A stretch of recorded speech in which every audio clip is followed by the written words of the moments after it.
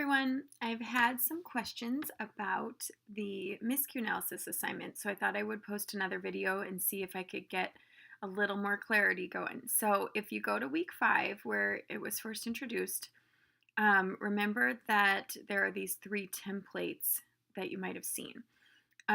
These 3 templates are meant to help you. They are discussed in this Davenport and Lauritsen chapter right towards the beginning here. So if you didn't read this carefully or maybe need to go back through it, they're right here in this text, and they talk about how to use them.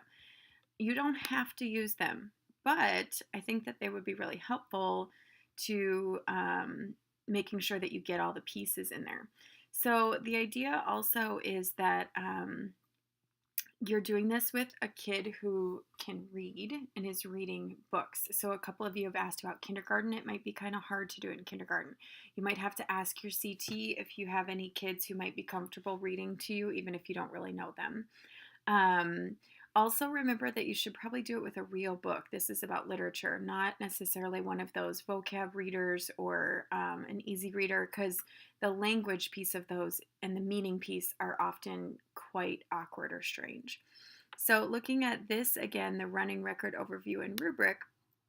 Oh, I forgot I already downloaded it. The second page here is the rubric for your paper. If you remember from Lit 1 and Lit 2, you did a paper about a running record or a miscue analysis, and it's probably pretty similar. You're going to introduce the kid and the text and all of that. You're going to analyze what happened. You're going to interpret what happened, and then you're going to make recommendations. You're also going to reflect on how it worked for you.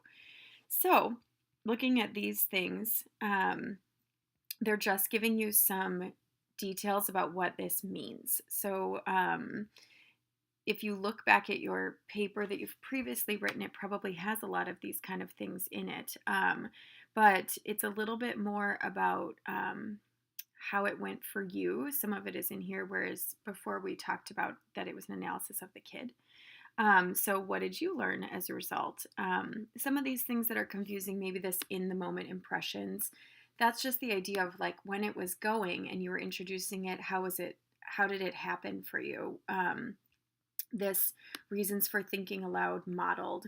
When you're analyzing what happened, remember in a miscue, you talk about the miscues as you're going. At the end of it, you go back with the kid and say, when you did this, what were you thinking there? And so you might want to define, or I guess defend, why you asked that question.